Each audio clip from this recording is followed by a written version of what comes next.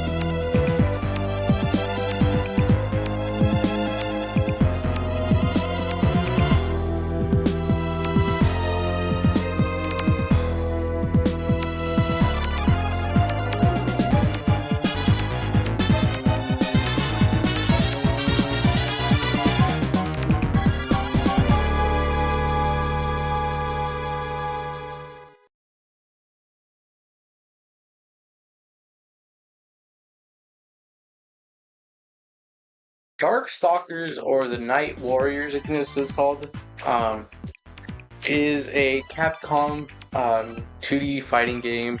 It's a very old series. There's a few of them in the lineup. I'm only playing the first one for today. Throughout the month, we probably will be playing the other ones, but for now, we're playing Darkstalkers 1, I think.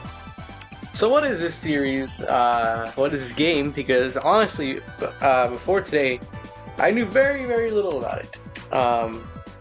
So what's the deal? Like, what are we looking at here? So it's 2D fighter with,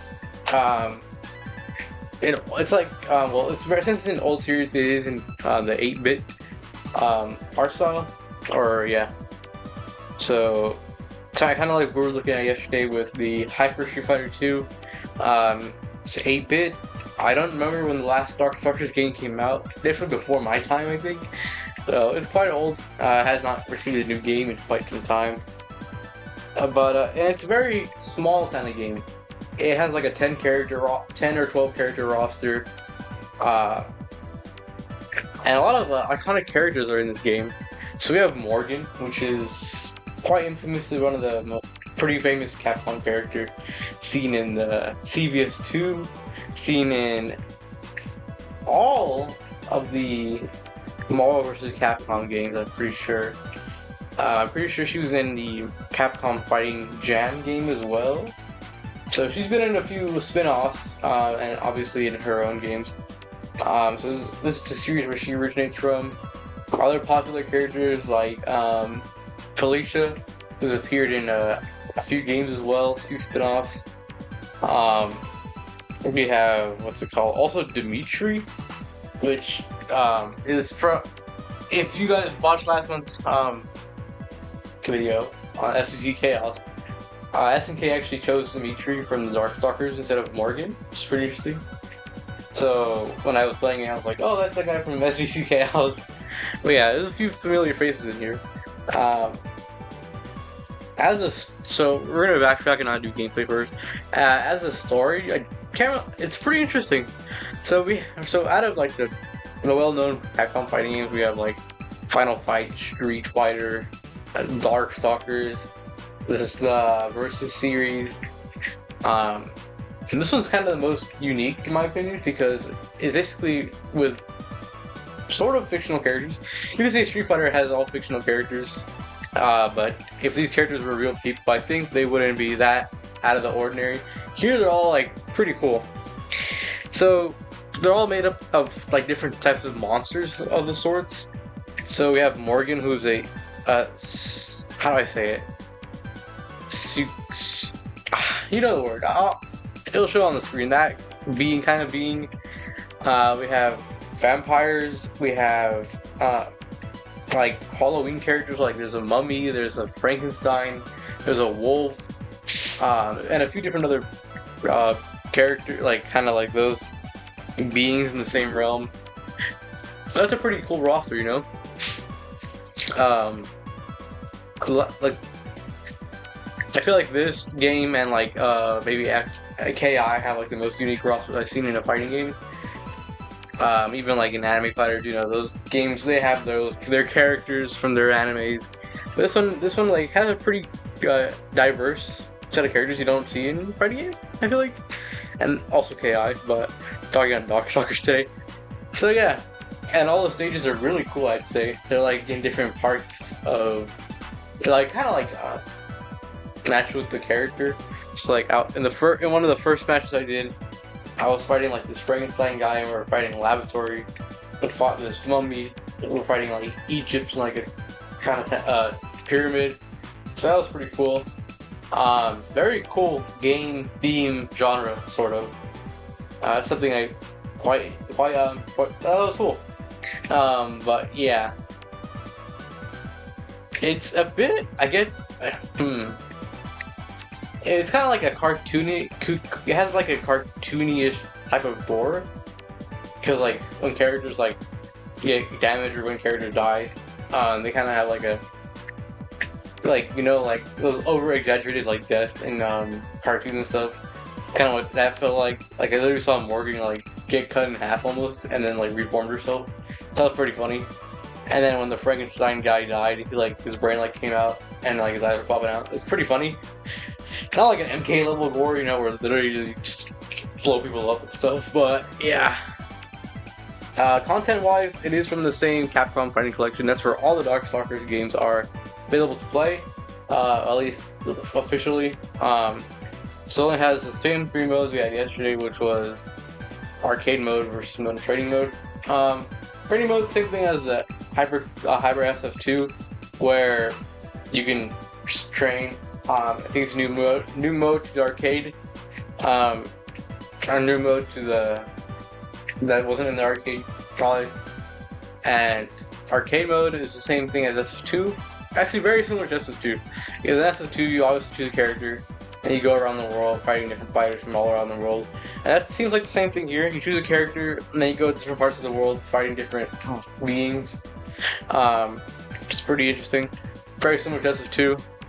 So yeah, that's basically all the modes. It's kind of like from this week to next week when we cover all these older games. It's gonna be like the theme, because they're all gonna be from like the same collection, same era. I think actually the first 4 games we covered, which were DNF Duel, Melty Blood, KOF 13, and MK9, they're all have the most content. We're gonna see, at least for a bit. That's kind of why these videos are a bit shorter, because they're a little less content, more focused on the impact of the game themselves. But yeah, gameplay-wise, it's similar to your average fighting game. You have the motion inputs, which are all from the like SF2 kind of inputs. So yeah, obviously characters are. What I noticed, like from fighting these characters are way more kind of have more. It feels really. This game really feels like a horror cartoon, like a Scooby-Doo. Like all the villains from like Scooby-Doo were like put into a fighting game, and like the gimmicks they use are like they use in those episodes are kind of used. Because I was fighting this mummy guy, and I got turned into a bat, and I was just kind of flying around taking damage, and like that mummy fight was actually very. Kind of why I kind of like the game, because it feels a lot like that, you know. It feels very silly, very goofy, and kind of fun. But obviously, I'm very bad because I literally had to learn on the fly. I did go to the trading mode a bit, but yeah, pretty cool game though. But gameplay wise, it is like an SF2, emotion inputs, lights, mediums, heavies. Funny enough, character I was using was Morgan. she has a raging demon sort of input. It's sort of light punch, forward, light kick, heavy punch. Literally, Akuma's raging demon. I don't know if it's like that for most characters, but that was pretty goofy. It wasn't a demon like the animation itself. It was just the same input.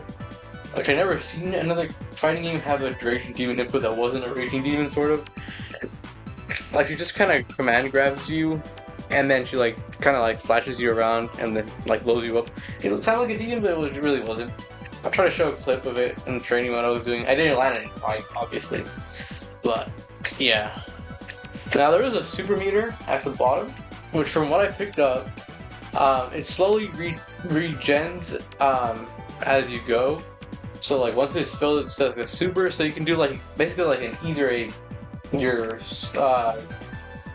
like a super move or like level 1, or you can do like a really big EX, which is what I kept doing, which is pretty interesting. And like after you fill up the super meter, it starts going down on its own, and then you have to either use a move then, or you don't use it, and then you have to keep filling it up. Which is pretty interesting. I never seen that in a fighting game where the meter slowly goes down. Well, I guess in Smash, if you have the Smash meter and it glows down if you don't use it.